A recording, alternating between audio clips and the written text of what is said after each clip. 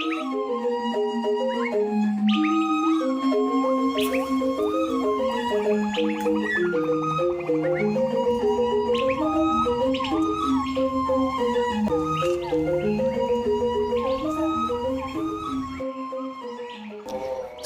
setapak di tengah hutan. Aku bukan pemburu, tapi peluru yang terus berloncatan dari moncong hatiku yang bukan senapan. Burung-burung terus berloncatan dari dahan ke dahan. Lagunya seperti menafsirkan gunung dan laut yang mulai terancam.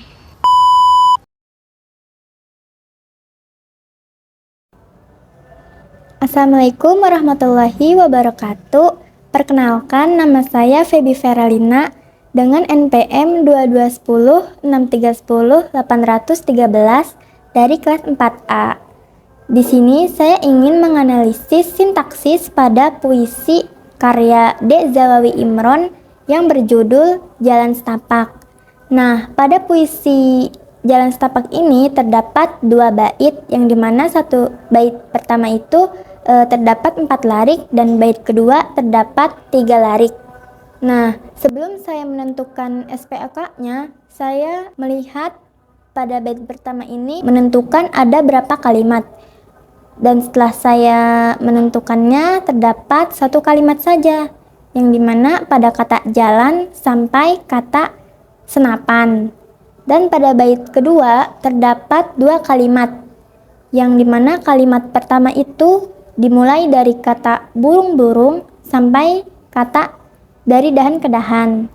Nah, kalimat kedua dari kata lagunya sampai kata terancam. Baik, setelah menentukan kalimat, barulah dimulai dengan menentukan SPOK-nya. Baik, pada bait pertama, di sini pada larik jalan setapak di tengah hutan itu termasuk keterangan tempat. Dan pada kata aku bukan pemburu tapi peluru itu termasuk subjek, dan kata terus berloncatan termasuk predikat, dan kata dari moncong hatiku yang bukan senapan termasuk keterangan keadaan. Selanjutnya pada bait kedua, kata burung-burung termasuk subjek, kata berloncatan termasuk predikat, kata dari dahan ke dahan termasuk keterangan tempat, dan selanjutnya pada kalimat kedua yaitu kata lagunya termasuk subjek, kata seperti menafsirkan termasuk predikat, dan kata gunung dan laut termasuk objek, kata yang mulai terancam termasuk keterangan keadaan. Baik, selanjutnya adalah analisis semantik. Baik, pada analisis semantik puisi karya D. Zawawi Imron yang berjudul Jalan Setapak rupanya terbagi menjadi 3 bagian, yaitu penggunaan kalimat denotasi dan konotasi, yang kedua ada penggunaan majas, dan yang ketiga ada isotopi. Nah, pada analisis yang pertama mengenai denotasi atau konotasi, di sini saya menemukan pada larik pertama dan bait pertama tentunya, yaitu jalan setapak di tengah hutan. Nah, pada larik pertama ini memiliki kalimat bermakna denotasi, yang dimana larik dimaknai sebagai sebuah jalur yang terbentuk di tengah-tengah hutan. Lalu pada larik kedua, aku bukan pemburu tapi peluru. Nah, pada larik kedua ini memiliki kalimat bermakna konotasi. Aku lirik dimaknai sebagai seseorang yang menjadi pemburu karena keadaan yang membuat dirinya mudah menjadi pemburu. Maksudnya seperti adanya kemarahan yang terus muncul dari dalam hati atau pikiran si aku lirik. Lalu pada larik yang ketiga, terus berloncatan dari moncong hatiku, yang dimana pada larik ketiga ini bermakna konotasi, yang untuk menggambarkan sumber dari mana emosi. Lalu pada larik keempat yang bukan senapan, pada larik keempat ini bermakna konotasi berdasarkan larik sebelumnya yang berarti Kekuatan atau kemarahan yang muncul tidak dimaksudkan untuk melukai secara fisik seperti senapan, tetapi lebih ke dalam konteks emosi atau perasaan.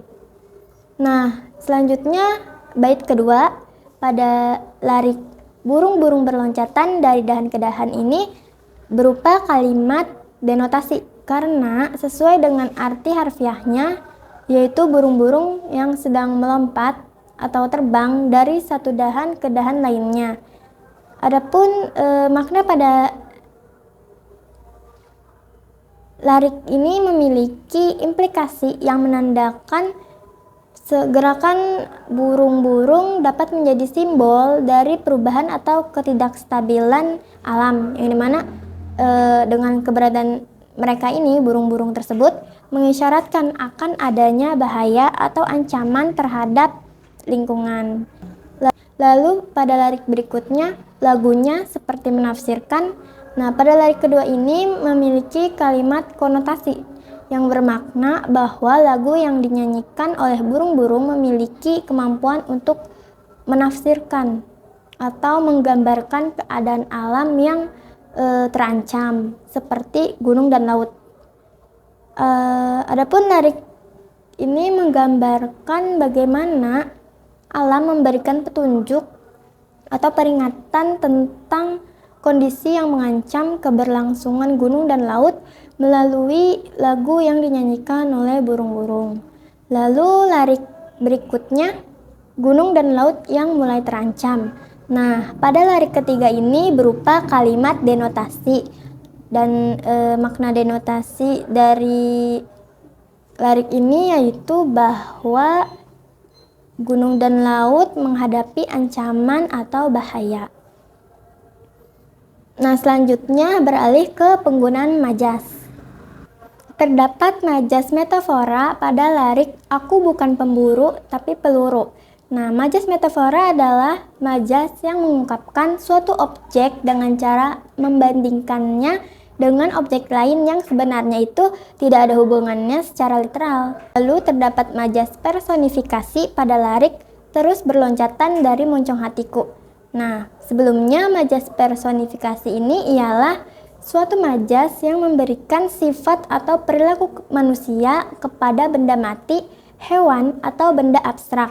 Lalu pada kata moncong hati diberi sifat hidup dengan berloncat-loncatan, yang dimana dengan demikian termasuk majas personifikasi karena memberikan sifat manusiawi berloncat-loncatan pada objek yang sebenarnya tidak hidup atau moncong hati. Lalu terdapat majas simile terletak pada lirik lagunya seperti menafsirkan. Nah, majas simile ini sebelumnya ialah suatu bentuk perbandingan yang menggunakan kata seperti atau bagai untuk membandingkan dua hal yang berbeda tetapi memiliki kesamaan. Pada lirik tersebut, kata seperti digunakan untuk memberikan gambaran bahwa lagu burung memiliki kedalaman makna yang dapat diinterpretasikan mirip dengan cara seseorang menafsirkan sesuatu yang dengan makna yang mendalam. Lalu selain itu terdapat majas metafora pada lirik gunung dan laut yang mulai terancam. Nah, pada lirik ini majas metafora digunakan dengan membandingkan gunung dan laut dengan sesuatu yang mulai terancam, yang dimana dengan demikian menggambarkan bahwa gunung dan laut bukan secara fisik mulai terancam, tetapi ada ancaman atau bahaya yang akan mengintai. Lalu selanjutnya ada isotopi. Isotopi yang terdapat pada puisi Jalan Setapak yaitu ada beberapa bagian. A. Isotopi tempat merupakan jalan setapak di tengah hutan. Lalu B. Isotopi manusia berupa aku. Dan C. Isotopi gerakan berupa berloncatan. Dan D. Isotopi tubuh yaitu hatiku. Dan E. Isotopi alam yaitu hutan, gunung, dan laut. Dan F. Isotopi persepsi pandang yaitu kata menafsirkan. Nah, di sini terdapat isotopi minus yaitu ada peluru dan terancam. Kenapa peluru? Karena peluru ini memiliki konotasi negatif karena seringkali terkait dengan kekerasan, dan kata terancam karena menunjukkan kondisi yang berbahaya. Tidak hanya ada isotopi minus, adapun terdapat isotopi plus, yaitu jalan setapak, berloncatan, dan menafsirkan. Baik, selanjutnya analisis pragmatik pada puisi karya D. Zawawi Imron yang berjudul Jalan Setapak. Nah, dalam puisi Jalan Setapak ini, penggunaan pronominal persona tunggal aku memberikan perspektif yang sangat personal dan introspektif. Yang pertama itu ada pronominal persona. Terdapat pronominal persona aku digunakan untuk menyampaikan pandangan dan perasaan pribadi aku lirik. Yang kedua ada posisi aku lirik. Nah, frasa aku bukan pemburu tapi peluru menunjukkan kontraposisi antara peran pasif yang bukan pemburu dan perasaan yang aktif peluru. Nah, hal tersebut dapat diimplikasikan bahwa aku lirik merasa bukan sebagai pelaku utama atau pemburu, tetapi aku lirik seperti akan terkena konsekuensi dari situasi tertentu yang dimana mengalami kondisi yang menghadapi sesuatu terkait bencana alam. Lalu yang ketiga, aku lirik memiliki kesadaran yang mendalam tentang dirinya dan lingkungannya. Ada dualitas antara dirinya yang merasa sebagai bagian yang merasa sebagai dari alam, tetapi juga sebagai entitas yang membawa potensi kehancuran atau peluru.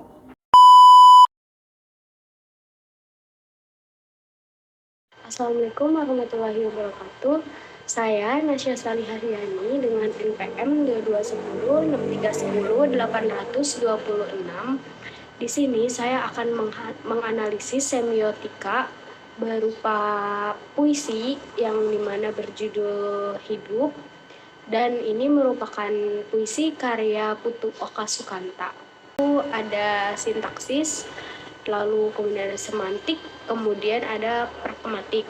Nah, di sintaksis ini adanya mencari subjek, predikat, objek, dan keterangan pada puisi tersebut. Nah, di sini terdapat 4 bait dan satu baitnya terdiri dari 4 larik dan juga 3 larik. Yang pertama, saya bacakan dulu puisinya, yaitu ada: hidup ini tidak semestinya diukur kemewahan, walau kemewahan dikejar-kejar. Tapi apakah kemerawatan bermusim lagi? Lambai-lambai megah di sepanjang bumi. Di restoran, tuan makan mewah. Di lantai, pengemis membawa kaleng. Adakah ini perjanjian hidup? Hidup ini tidak semestinya diukur kemewahan, dan kami tidak akan terhitung di dalamnya. Sedang darahnya sebagian dari kami. Perhitungan ini mari kita akhiri. Kami pun menuntut, kami pun bekerja. Nah, setelah kita membaca puisi tersebut, kita harus menganalisis sintaksis dan apa aja sih yang ada subjek, objek, predikat, dan keterangan pada puisi tersebut. Yang pertama, sebelum kita mencari subjeknya atau objeknya, kita harus mencari predikatnya terlebih dahulu. Tujuannya adalah agar kita menentukan ada berapa kalimat di dalam puisi tersebut. Nah, yang pertama itu di puisi ini kami menemukan predikat pada kata dikejar-kejar. Karena kata dikejar-kejar ini termasuk predikat karena dia merupakan kata kerja, dan itu merupakan kalimat pertama, yang dimana kalimat pertama itu, hidup ini tidak semestinya diukur kemewahan, walau kemewahan dikejar-kejar, tapi apakah sampai situ. Jadi subjeknya adalah hidup dan objeknya adalah kemewahan. Lalu predikatnya dikejar-kejar dan keterangannya tapi apakah. Selanjutnya kalimat 2 kami masih menemukan di bait pertama, yaitu kemerawatan bermusim lagi, melambai-lambai megah di sepanjang bumi. Di sini predikatnya yaitu melambai-lambai ya, karena dia termasuk kata kerja yang dimana melambai-lambai. Terus juga di sini ada subjek, yaitu subjeknya itu kemeralatan, selanjutnya melambai-lambai merupakan predikat, dan objeknya adalah di sepanjang bumi. Lanjut, itu ada bait kedua yang dimana lirik pertama ini menjelaskan, di restoran tuan makan mewah, di lantai pengemis membawa kaleng. Di sini terdapat dua predikat, yaitu makan dan membawa. Di restoran tuan makan mewah, makan adalah predikat, lalu membawa itu merupakan predikat. Nah, di kata restoran tuan makan mewah itu sudah menjadi satu kalimat, dan subjeknya adalah tuan dan objeknya adalah mewah. Dan di lirik selanjutnya itu di lantai pengemis membawa kaleng. Di lantai pengemis membawa kaleng. Pengemis merupakan subjek dan membawa merupakan predikat dan kaleng merupakan objek. Adakah ini perjanjian hidup? Pada lirik berikutnya, perjanjian hidup ini termasuk ke dalam objek. Lalu selanjutnya pada bait ketiga, yaitu hidup ini tidak semestinya diukur kemewahan dan kami tidak akan terhitung di dalamnya. Nah, di sini subjeknya adalah hidup dan objeknya adalah kemewahan dan kami tidak akan terhitung di dalamnya. Terhitung adalah predikat karena merupakan kata kerja. Selanjutnya, sedang darahnya sebagian dari kami. Darahnya merupakan subjek. Selanjutnya, perhitungan pada bait selanjutnya. Perhitungan ini mari kita akhir, kami pun menuntut, kami pun bekerja. Perhitungan di sini termasuk ke dalam predikat. Jadi dia merupakan juga kata kerja, ini mana perhitungan ini masuk ke dalam predikat dan bisa menjadi kalimat, menjadi satu kalimat yang dimana subjeknya adalah darahnya, perhitungan adalah predikatnya, mari kita akhir merupakan keterangannya. Selanjutnya kami pun menuntut, kaminya subjek, menuntutnya predikat. Selanjutnya kami pun bekerja, kaminya subjek dan bekerjanya merupakan predikat. Jadi di puisi ini terdapat 8 kalimat terdiri dari 4 bait dan 4 lirik dan juga ada yang 3 lirik. Selanjutnya di sini saya akan menganalisis semantik, yang dimana semantik di sini terdapat denotasi, konotasi, majas, dan isotopi. Dan di sini saya akan menjelaskan denotasi terlebih dahulu pada puisi berjudul Hidup karya Putu Oka Sukanta. Dan di sini denotasinya ditemukan pada bait kedua, yaitu pada lirik di restoran tuan makan mewah. Dan juga lirik di lantai pengemis membawa kaleng. Maksud dari mengapa dia masuk ke dalam denotasi, karena pada lirik di restoran tuan makan mewah ini menggambarkan seseorang yang kaya. Tuan sedang memakan makanan di restoran, di sebuah restoran yang mewah. Selanjutnya di lantai pengemis membawa kaleng.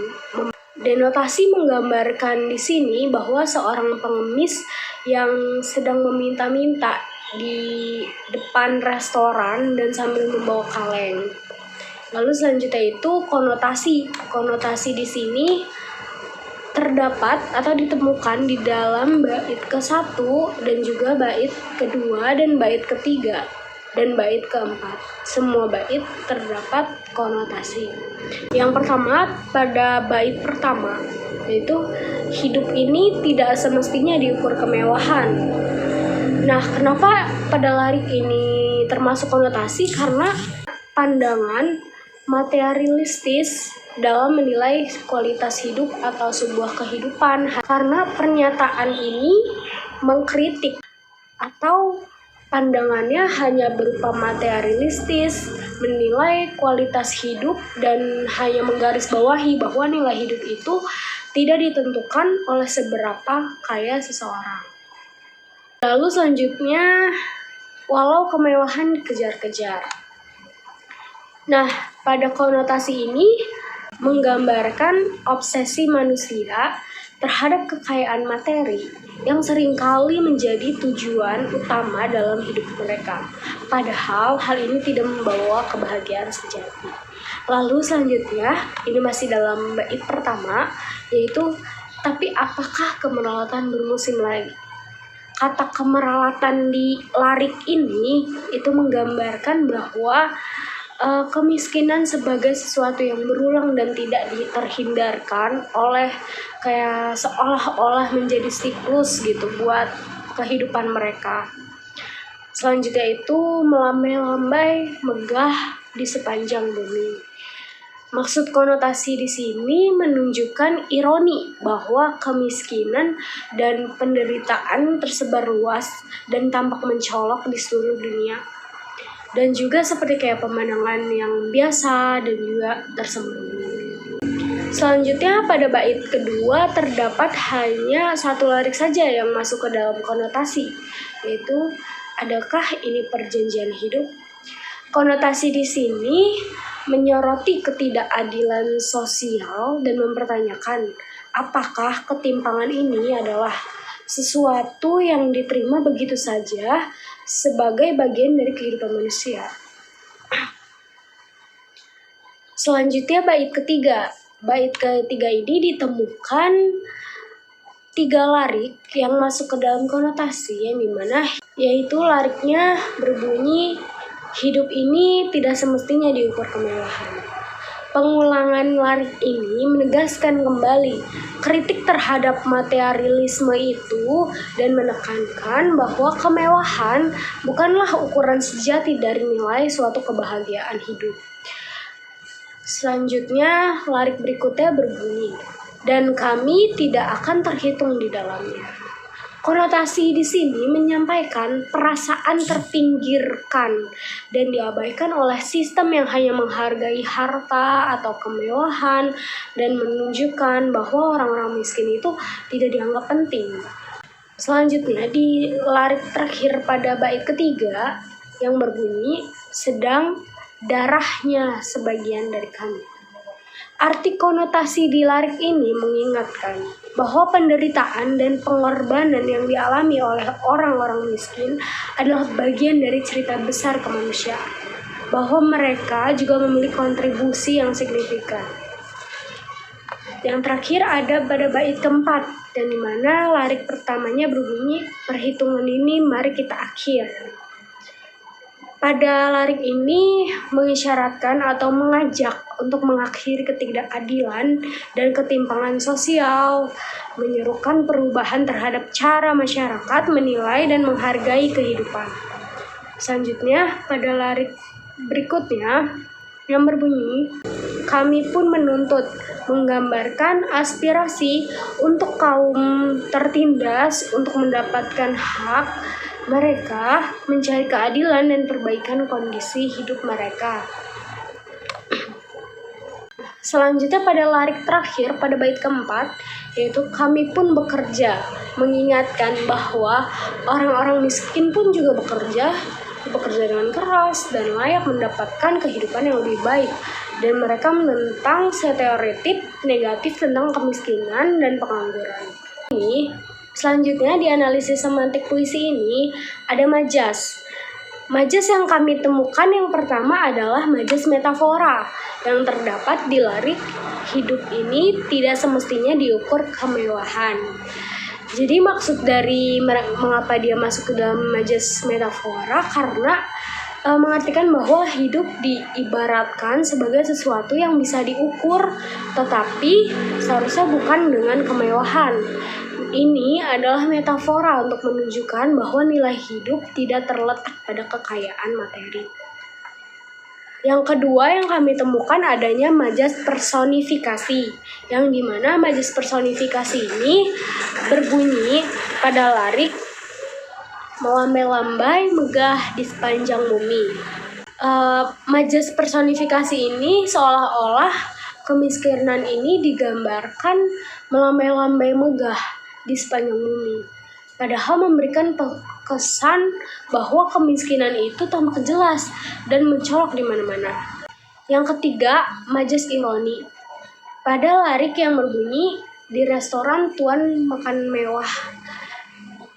Di lantai pengemis membawa kaleng. Nah, di larik ini terdapat ironi yang tajam, di mana di satu tempat orang yang makan mewah di restoran, sementara di lantai yang sama ada pengemis yang membawa kaleng. Ini menunjukkan kontras yang mencolok antara kekayaan dan kemiskinan. Dan terakhir pada analisis semantik ini itu ada isotopi. Nah, di sini tuh terdapat banyak isotopi yang kami temukan. Yang pertama itu isotopi tempat. Isotopi tempat di sini ada restoran, lantai, dan bumi. Lalu yang kedua, isotopi manusia, yaitu tuan, pengemis, dan kami. Yang ketiga, isotopi gerakan, melambai-lambai, makan, bekerja. Yang keempat, isotopi tubuh, yaitu darah. Yang keempat, isotopi tubuh, yaitu darah. Yang kelima, isotopi waktu, yaitu bermusim lagi.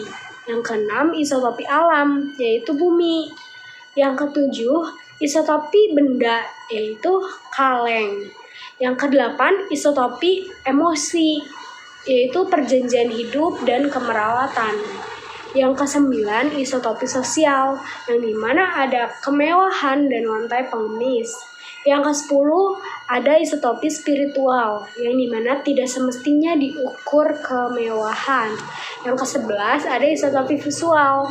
Yang pertama itu ada melambai-lambai megah di sepanjang bumi.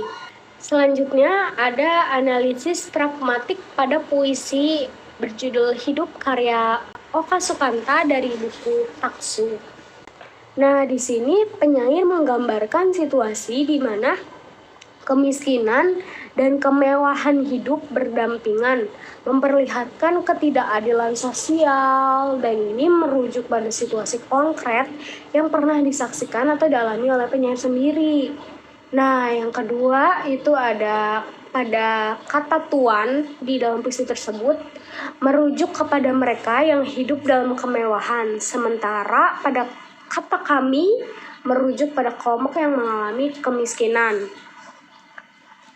Selanjutnya, pada kata di restoran dan di lantai menandakan perbedaan tempat yang mencerminkan perbedaan status sosial.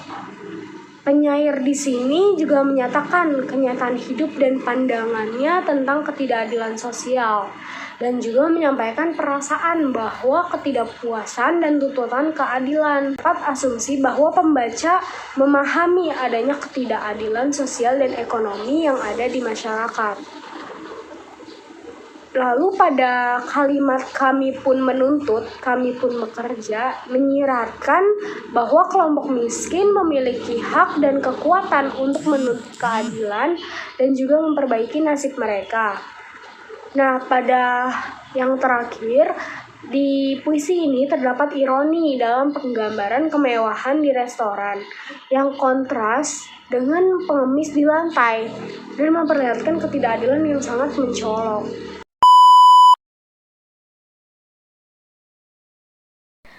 Assalamualaikum warahmatullahi wabarakatuh. Halo semuanya, perkenalkan saya Resti Anggraini Komarudin dengan NPM 22106310-830. Nah, pada video ini saya akan membahas puisi yang berjudul Air Mata karya Aum Karomani. Air mataku, titik di angkasa dibalut awan gelap. Senja telah lelap dan senyap terus menyelinap. Kau yang di sana tertidur lelap, yang biasa berdiri di malam gelap. Di malam sunyi kasihmu tak bertepi. Puisi Air Mata karya Aum Karomani menggunakan struktur kalimat yang kaya dan penuh makna untuk menyampaikan perasaan dan suasana hati. Misalnya pada kalimat air mataku, titik di angkasa dibalut awan gelap. Subjeknya air mataku menunjukkan kepemilikan dan sumber emosi, sedangkan predikat titik menggambarkan air mata sebagai sesuatu yang kecil dan tersebar. Keterangannya di angkasa dibalut awan gelap, menambahkan suasana tempat dan suasana yang mendalam, memperlihatkan suasana muram dan berat. Kalimat senja telah lelap dan senyap terus menyelinap menggambarkan senja yang telah tertidur menciptakan suasana tenang dan sepi yang terus menyusup. Subjeknya senja merujuk pada waktu sore hari yang menenangkan, dengan predikat telah lelap menunjukkan keadaan tertidur, sementara keterangannya dan senyap terus menyelinap memperkuat suasana keheningan yang datang perlahan.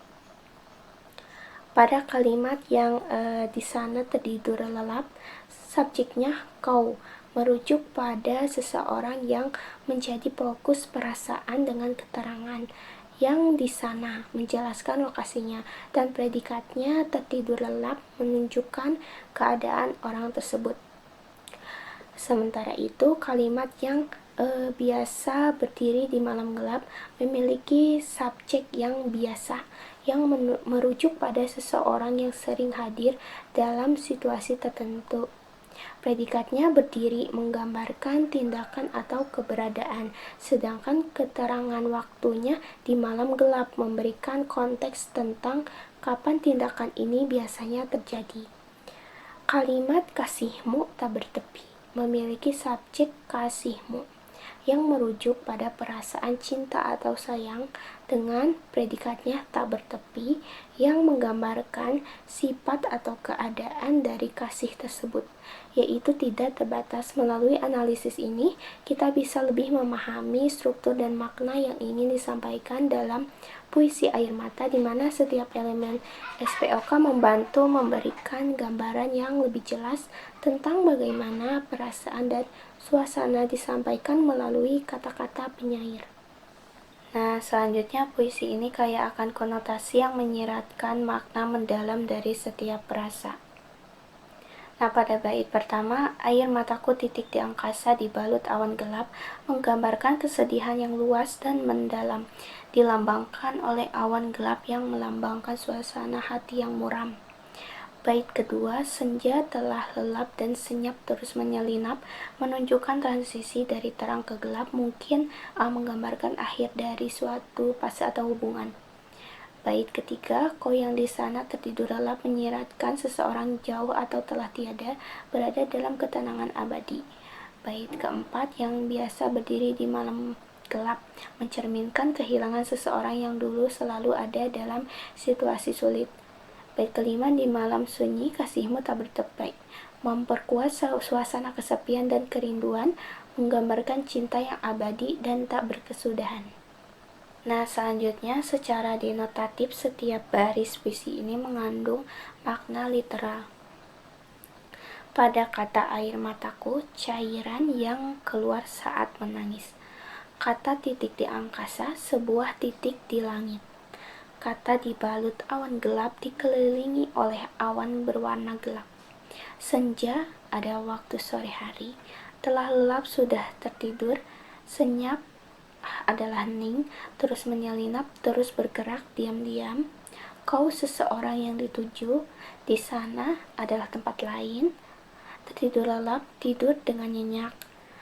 Yang biasa berdiri di malam gelap adalah seseorang yang sering berada di malam gelap. Di malam sunyi, malam yang tenang. Kasihmu tak bertepi adalah cinta yang tidak memiliki batas. Nah, selanjutnya puisi ini menggunakan metafora dan personifikasi untuk menyampaikan emosinya.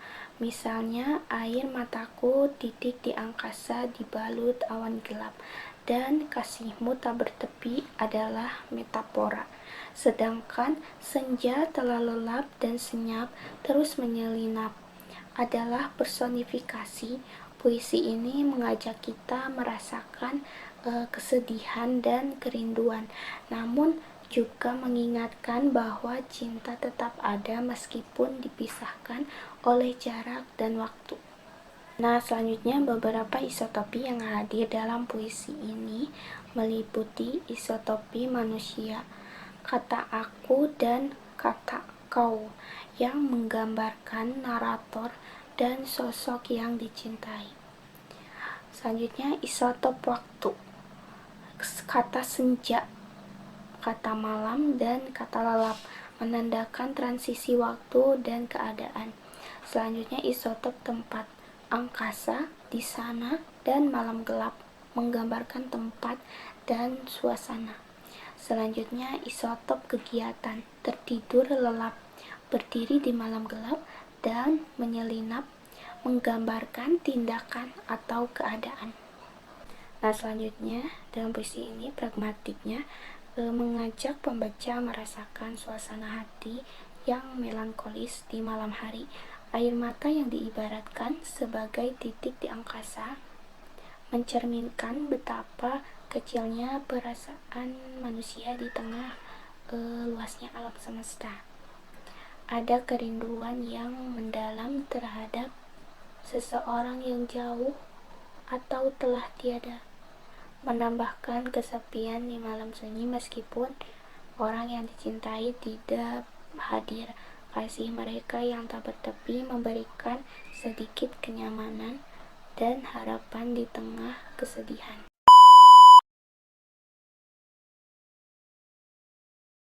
Assalamualaikum warahmatullahi wabarakatuh. Nama saya Rina Elvina dari Program Studi Pendidikan Bahasa dan Sastra Indonesia kelas A semester 4. Nah, di sini saya ingin menjelaskan tentang analisis sintaksis puisi karya Sapardi Djoko Damono yang berjudul Sebuah Taman Sore Hari. Pada puisi yang berjudul Sebuah Taman Sore Hari karya Sapardi Djoko Damono menggunakan struktur kalimat yang terdiri dari subjek, predikat, objek, dan keterangan untuk menciptakan makna yang mendalam. Nah, pada bait pertama, frasa dari sayap-sayap burung kecil itu. Nah, berfungsi sebagai subjek karena menggambarkan siapa atau apa yang menjadi fokus utama dalam kalimat. Kemudian, predikatnya adalah kata kerja, yaitu berguguran, yang menjelaskan tindakan yang dilakukan oleh subjek. Kemudian, objek dalam kalimat ini adalah sepi, yang melengkapi dan memberikan informasi tambahan tentang predikat. Sementara, kata sepiku berperan sebagai keterangan, yang memberikan konteks lebih lanjut tentang keadaan yang dialami. Kalimat berikutnya dalam bait pertama memiliki predikat, yaitu saat terhenti, yang menggambarkan tindakan atau keadaan yang terjadi dengan keterangan di sebuah taman ini, yang memberikan informasi tambahan tentang lokasi. Sementara subjeknya adalah daun jatuh, yang menjadi fokus utama tindakan tersebut, dengan keterangan tambahan di atas bangku, yang memberikan informasi lebih detail tentang tempat kejadian. Pada bait kedua, frasa di antara datang dan suatu kali pergi berfungsi sebagai keterangan yang memberikan konteks tentang waktu atau situasi. Kemudian, subjeknya adalah kata beribu lonceng yang menjadi fokus utama dan predikatnya yaitu kata berbunyi yang menjelaskan tindakan yang dilakukan oleh subjek tersebut. Kalimat berikutnya menggunakan kata keterangan, yaitu kekal dan sewaktu untuk memberikan informasi tentang keadaan atau waktu dengan predikat kata bercakap yang menggambarkan tindakan. Kemudian, objeknya adalah kata kepada hati dan lalu kepada bumi, yang melengkapi dan memberikan informasi tambahan tentang predikat. Nah, kalimat terakhir dari bait kedua ini memiliki keterangan, yaitu pada kata di sini, yang memberikan informasi tentang lokasi dengan subjek aku yang menjadi fokus utama tindakan dan predikatnya yaitu kata menanti yang menjelaskan tindakan yang dilakukan oleh subjek tersebut. Nah, melalui penggunaan elemen-elemen ini, puisi ini menggambarkan suasana sore hari dengan sangat efektif. Subjek seringkali berupa benda-benda alam dan abstraksi. Predikat mengungkapkan tindakan atau keadaan. Kemudian objek melengkapi predikat dan keterangan memberikan informasi tambahan tentang waktu, tempat, dan keadaan. Semua elemen ini bekerja sama untuk menciptakan suasana yang tenang dan reflektif, mengajak pembaca untuk merasakan keheningan dan keabadian momen tersebut. Baik, selanjutnya saya akan menganalisis makna semantik. Nah, pada puisi karya Sapardi Djoko Damono yang berjudul Sebuah Taman Sore Hari menggunakan berbagai elemen semantik, yaitu seperti denotasi, konotasi, majas, dan isotopi, untuk menciptakan makna yang lebih mendalam. Pertama, denotasi dan konotasi. Nah, pada bait pertama, kalimat dari sayap-sayap burung kecil itu berguguran sepi, sepiku, memiliki makna konotasi karena menggunakan bahasa figuratif untuk menggambarkan perasaan mendalam.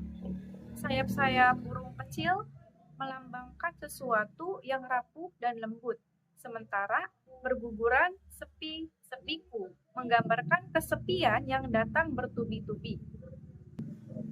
Kalimat kedua yaitu saat terhenti di sebuah taman ini, daun jatuh di atas bangku, bermakna denotasi karena menggambarkan kejadian nyata secara langsung tanpa bahasa kiasan, hanya menceritakan seseorang berhenti di tanam, hanya menceritakan seseorang berhenti di taman dan melihat daun jatuh di atas bangku.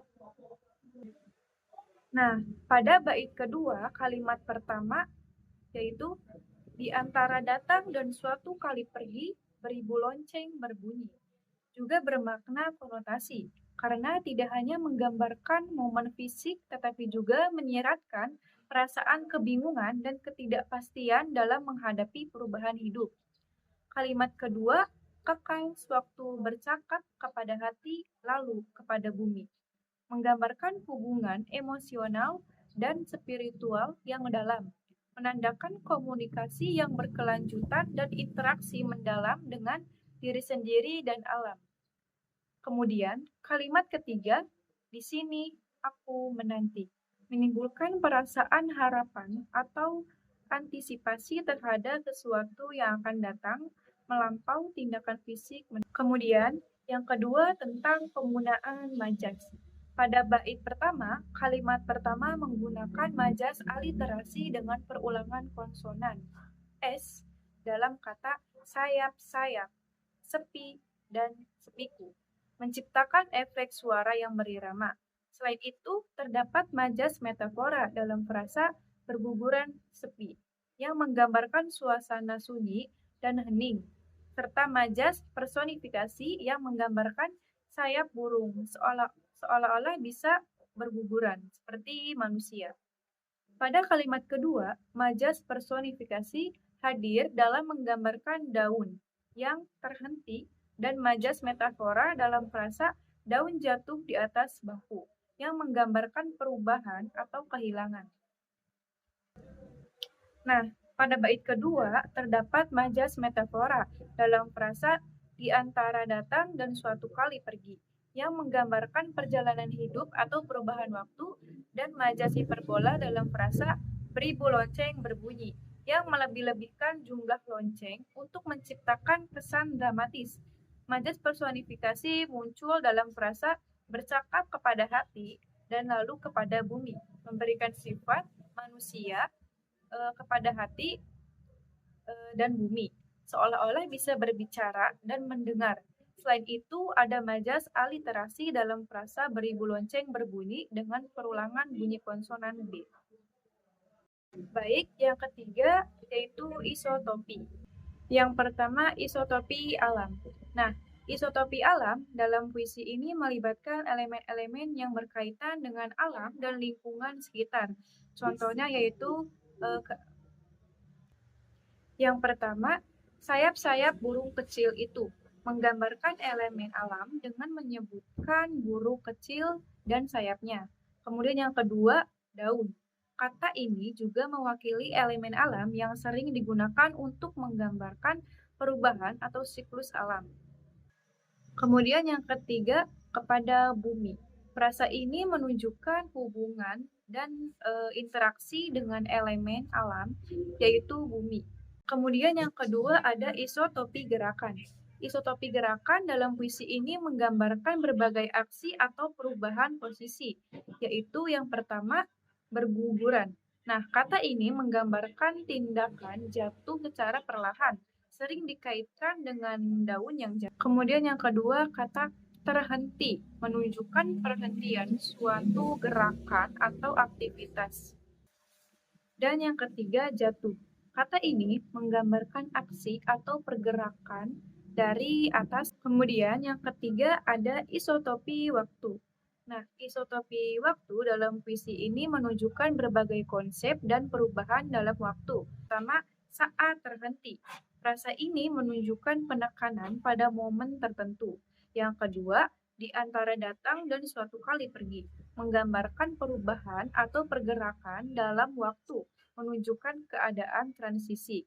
Kemudian yang ketiga, kekal sewaktu. Nah, kata-kata ini menunjukkan konsep waktu yang terus-menerus atau abadi. Ada isotopi ruang.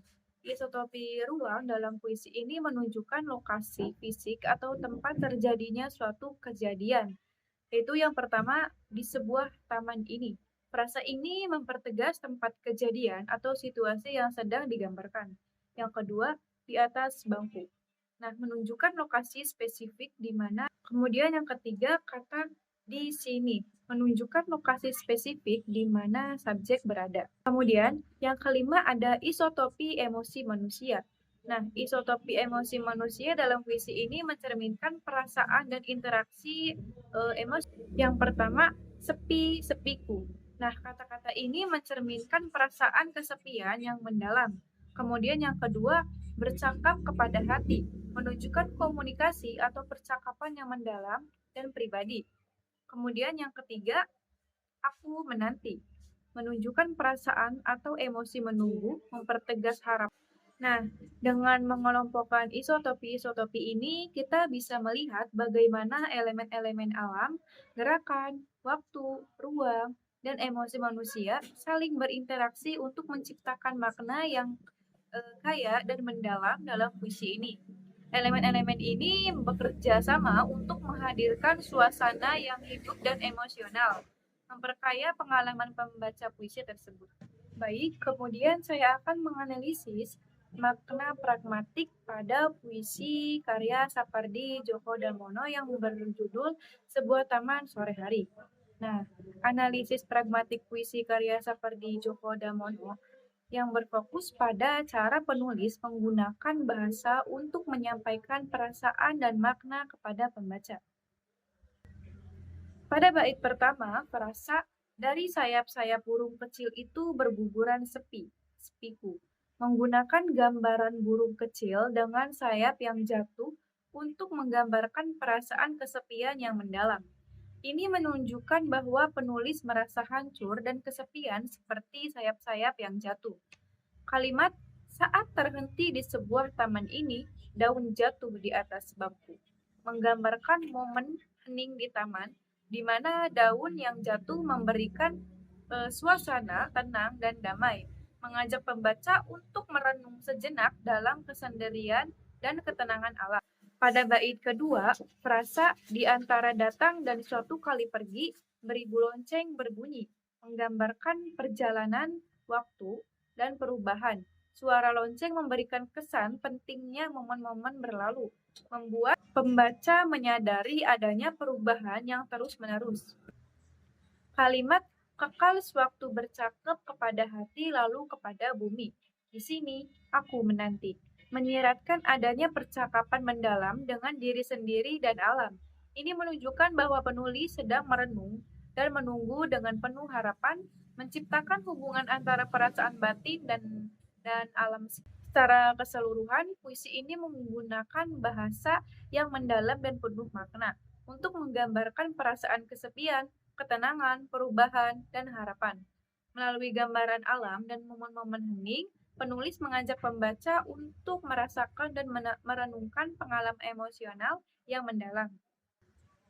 Baik, sekian dari saya. Kurang lebihnya mohon maaf. Wassalamualaikum warahmatullahi wabarakatuh.